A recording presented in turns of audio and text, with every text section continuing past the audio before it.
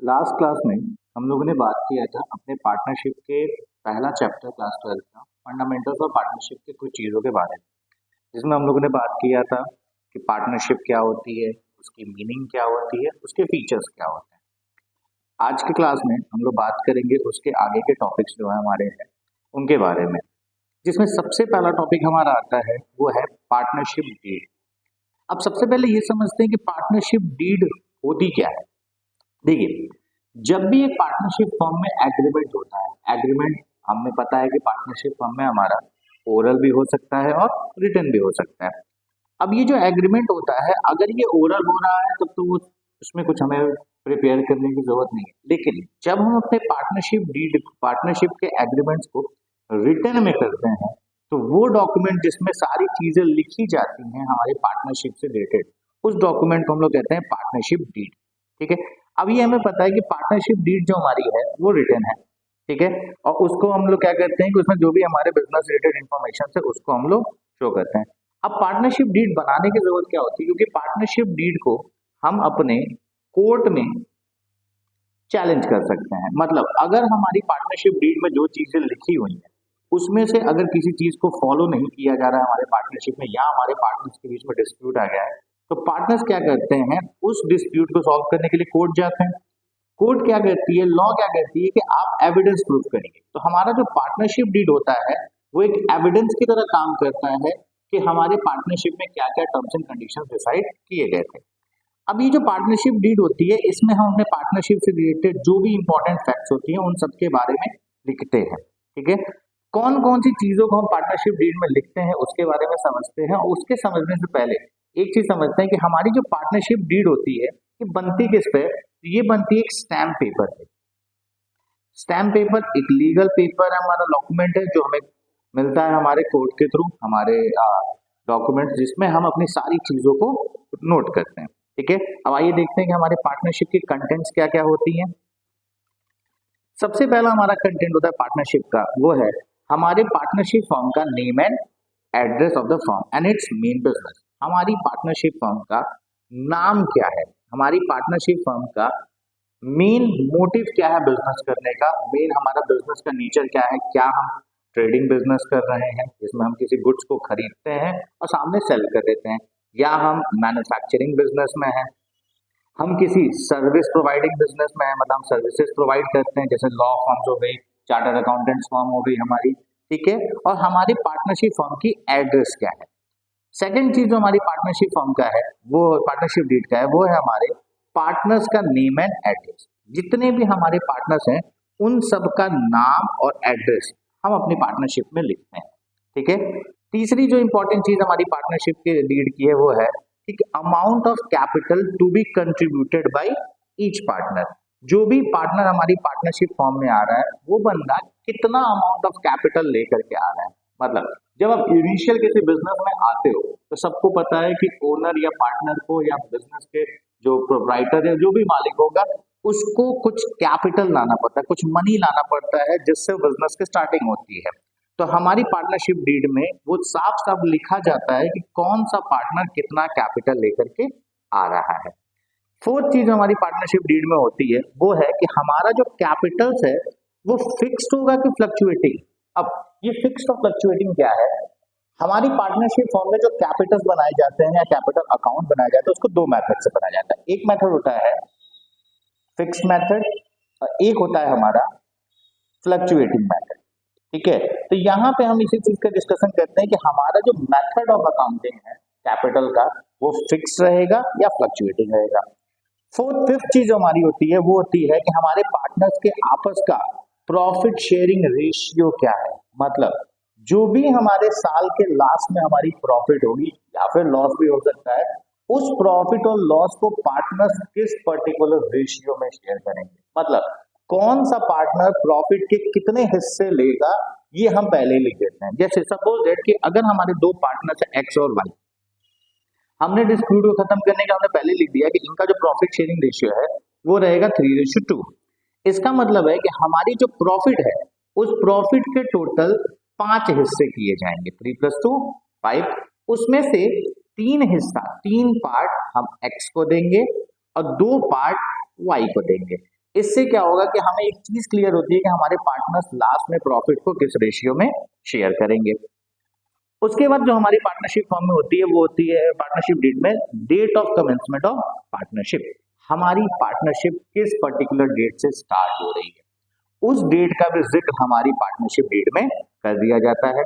उसके बाद हमारा आता है कि हम कौन सा अकाउंटिंग पीरियड फॉलो करेंगे। बेसिकली आज के टाइम पे हर फर्म हर बिजनेसेस जो होता है वो फाइनेंशियल ईयर को ही फॉलो करता है। फाइनेंशियल मतलब हमारा 1 अप्रैल से लेकर के 31 मार्च तक।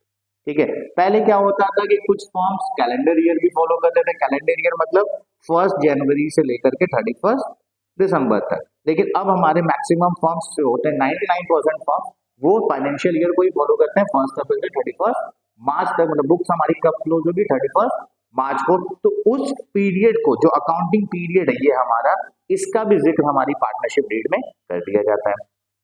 उसके बाद आता है the mode of the auditors appointment if any. अगर हमारा कोई भी ऑडिटर्स की अपॉइंटमेंट है। अब ये ऑडिटर्स कौन है? ये वो लोग होते हैं जिनको हम चार्टर्ड अकाउंटेंट्स के भी नाम से जानते हैं। ये लोग हमारी बुक्स ऑफ अकाउंट्स को चेक करते हैं, स्क्रूटनी करते हैं। चेक करके ये फाइंड करते हैं कि कहीं कोई हमारे बुक्स ऑफ अकाउंट्स में कोई ड्रॉबैक तो नहीं है, कुछ कमियां तो नहीं रही, कुछ एरर तो नहीं है, कुछ फ्रॉड तो नहीं है। तो हमारे ये जो ऑडिटर्स होते हैं ये रैंडम नहीं होते, हमने किसी को भी चुना आया बोला कि आओ तुम हमारे ऑडिट कर लो, नहीं। हमारे ऑडिटर्स की प्रॉपर अपॉइंटमेंट होती है हमारी पार्टनरशिप फर्म में। अब ये अपॉइंटमेंट कैसे होगी, किस बेसिस पे होगी, किसको प्रायोरिटी दी जाएगी, कौन हमारा फर्स्ट प्रेफरेंस रहेगा ऑडिटर्स में, ये सारी चीजें हमारे पार्टनरशिप डीड में लिखी होती हैं। इसके बाद आता है कि amount of drawings that the partners are entitled to withdraw. हमारे पार्टनर्स क्या amount of drawing yearly, monthly, quarterly, half yearly withdraw करेंगे फर्म से अपनी जरूरतों के लिए। क्योंकि हर कोई पार्टनरशिप फर्म में जब जुड़ता है तो हर ह्यूमन की नेचर नीड होती है कुछ मनी की, कुछ पैसे की, बीच में उनको पैसा मिलता है। उसके लिए वो क्या करते हैं, वो पार्टनरशिप फर्म से पैसे निकाल लेते हैं। वो जो पैसे निकालते हैं उसको हमारी पार्टनरशिप में कहा जाता है ड्राइंग। वो लोग क्या कर रहे हैं, ड्राइंग्स कर रहे हैं। तो कितना आप ड्राइंग्स एक पार्टनर पर्टिकुलर एक ईयर में कर सकता है, ये भी हमारी पार्टनरशिप डीड में लिखा रहता है। इसके बाद आता है rate of interest on loan from a partners capital and partners drawing. मतलब हमारा पार्टनर अगर हमारे फर्म को कोई लोन दे रहा है या फिर हमारी फर्म से कोई लोन ले रहा है तो उस लोन पे हम उसे इंटरेस्ट पे करते हैं। अब वो इंटरेस्ट किस रेट पे करेंगे ये भी हमारी पार्टनरशिप डीड में लिखा रहेगा।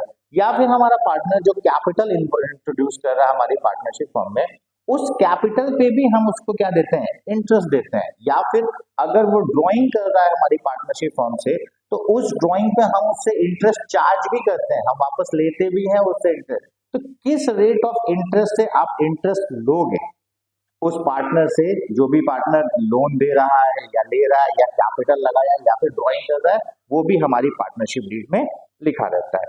इसके बाद हमारा आता है कि हम अपने पार्टनर्स को क्या सैलरी देंगे, मतलब पर मंथ क्या सैलरी देंगे, पर ईयर क्या सैलरी देंगे, बोनस कमीशन अगर हमें कुछ देना है, कुछ बोनस देना है, वो भी हमारा लिखा रहता है उसमें कितना हम बोनस दे सकते हैं अगर ये पेएबल है। ठीक है, तो इसके बारे में हम सारी चीजें अपने पार्टनरशिप डीड में लिख देते हैं। इसके बाद आता है कि क्या हमारा इंटरेस्ट ऑन कैपिटल चार्ज होगा हमारे प्रॉफिट के अगेंस्ट में या एप्रोप्रिएशन होगा। अब ये चार्ज और एप्रोप्रिएशन क्या होता है, चार्ज मतलब होता है फिक्स, मतलब आपको ये देना ही देना है भले ही आपको क्यों ना इसमें लॉस हो जाए।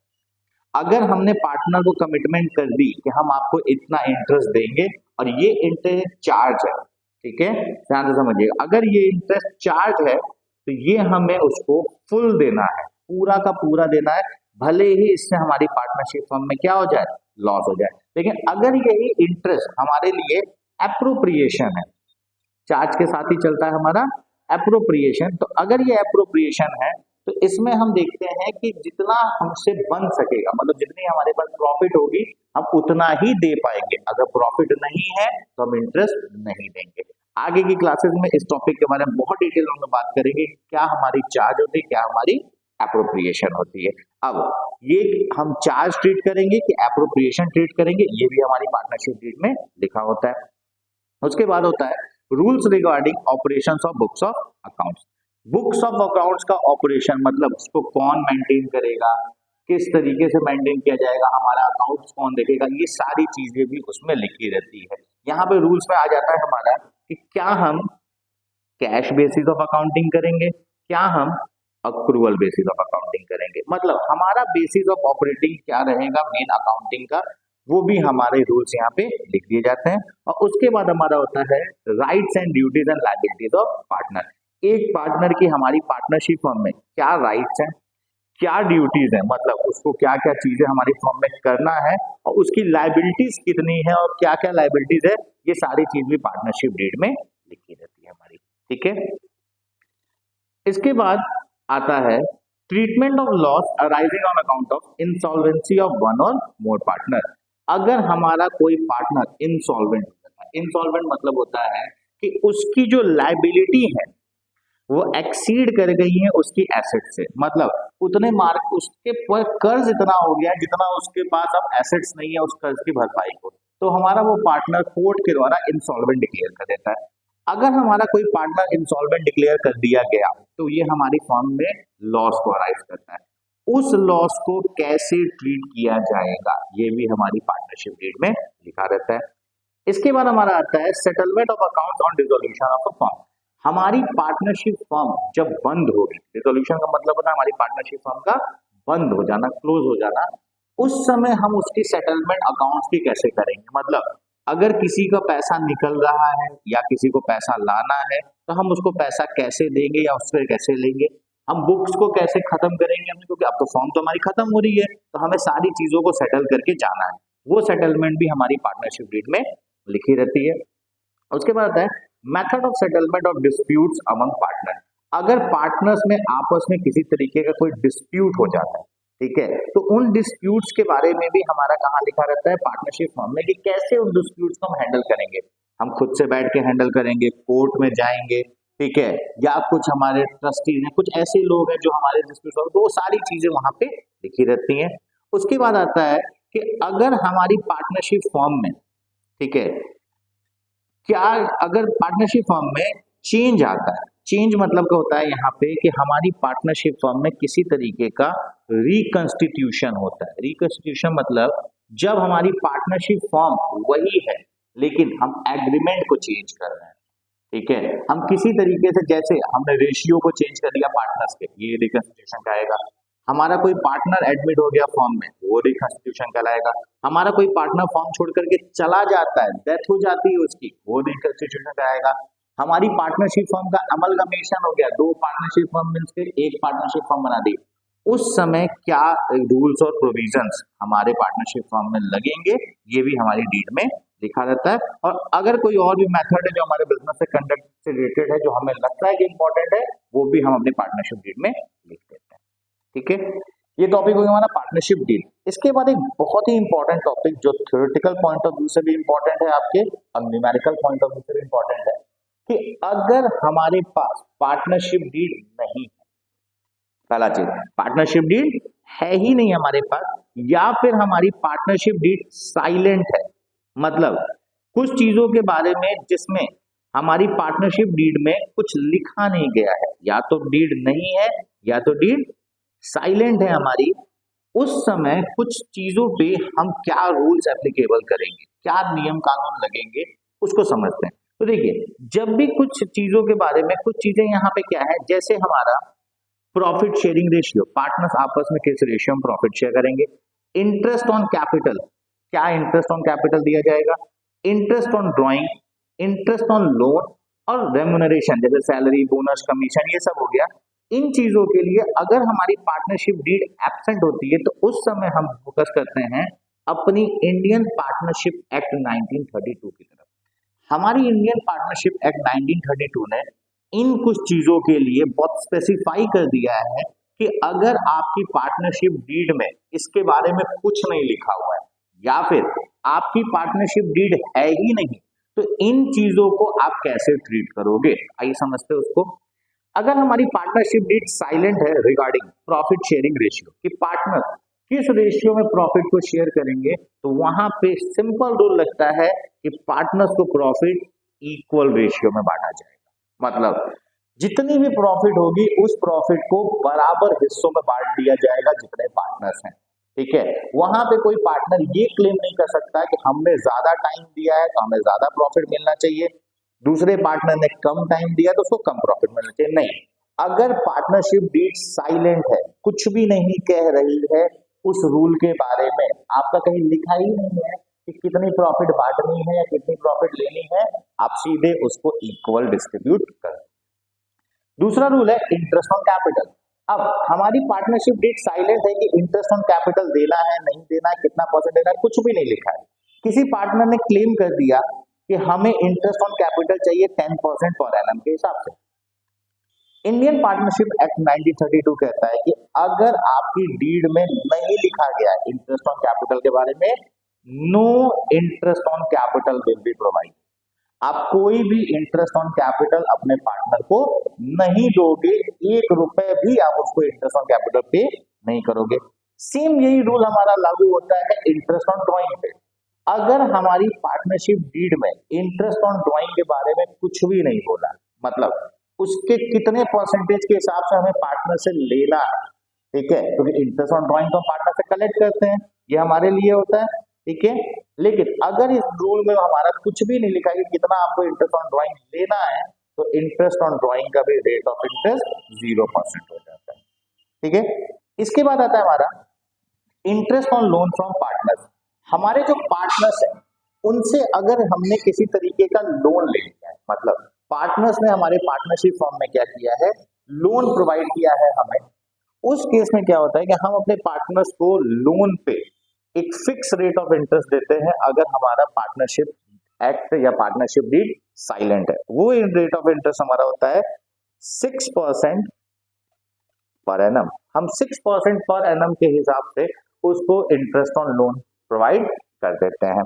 इसके बाद आता है रेमुनरेशन, सैलरी या कमीशन। मतलब अगर हमारे किसी पार्टनर की कोई सैलरी है, ठीक है, कोई पार्टनर डिमांड कर रहा है कि आप हमें सैलरी दीजिए, ठीक है, या बोनस दीजिए या कमीशन दीजिए, अगर हमारी पार्टनरशिप डीड में इसके बारे में कुछ नहीं लिखा गया, हम लोगों ने ऊपर के टॉपिक में पढ़ा था ना कि हमारी डीड में लिखा जाता है कि किस पार्टनर को कितनी सैलरी देनी है, कितना बोनस देना है, कितना कमीशन देना है, अगर ये साइलेंट है तो हम उसको कोई भी सैलरी या बोनस प्रोवाइड नहीं करते, ठीक है। एक इंपॉर्टेंट टॉपिक और है जो आपके क्लास 12 की बुक में, किसी बुक में मे भी आपको मिल सकता है, किसी बुक में ना मिले, लेकिन ये as a theory point of view में एक इंपॉर्टेंट टॉपिक है। वो है कि अगर हमारा पार्टनर, ठीक है, हमारा जो पार्टनर है अगर वो कोई कॉन्ट्रैक्ट कर लेता है किसी से, ठीक है, मतलब कोई एग्रीमेंट कर लेता है या किसी बिजनेस में इन्वॉल्व हो जाता है किसी अदर पार्टी से, ठीक है, क्या करने के लिए, प्रॉफिट करने के लिए, पार्टनर या पार्टनरशिप फर्म, उस केस में अगर कुछ भी हमारा प्रॉफिट हुआ है, ठीक है, जिसमें हमारी पार्टनरशिप फर्म की प्रॉपर्टी को यूज किया गया है या फिर हमारे बिजनेस के नेम को यूज किया गया है, उसके कनेक्शन को यूज किया गया है, ठीक है, या फिर हमने क्या किया है कि अपने सेम नेचर का एक बिजनेस और ओपन कर दिया है। जैसे 3 पार्टनर्स है हमारे XYZ, ठीक है, Z ने क्या किया कि जो हम मेन बिजनेस करते हैं उसका ही साइड में एक और बिजनेस ओपन कर दिया है, ठीक है, अब वो उससे भी अपने बिजनेस कर रहा है और प्रॉफिट्स अर्न कर रहा है। इस केस में क्या होता है कि अगर आपने इस तरीके से कोई प्रॉफिट अर्न की, ठीक है, 2 तरीके कौन है प्रॉफिट अर्न करने के, पहला कि आपने अपने नाम को यूज किया, आपने अपने पार्टनरशिप फर्म की प्रॉपर्टी को यूज किया, आपने अपने पार्टनरशिप फर्म के बिजनेस को यूज किया, और दूसरा कि अगर हमारा partner same nature of business open कर देता है और जिससे वो प्रॉफिट अर्न करता है, इन दोनों केसेस में जो भी प्रॉफिट हमारा पार्टनरशिप फर्म या वो पार्टनर या फिर वो बिजनेस से अर्न किया जाएगा, वो पूरा का पूरा प्रॉफिट वापस हमारे पार्टनरशिप फर्म को दे दिया जाएगा, ठीक है। मतलब आप इंडिविजुअल बाहर से कोई प्रॉफिट अर्न नहीं कर सकते, ठीक है। चलिए आगे के टॉपिक्स को हम लोग रेस्ट ऑफ द क्लासेस में बात करेंगे।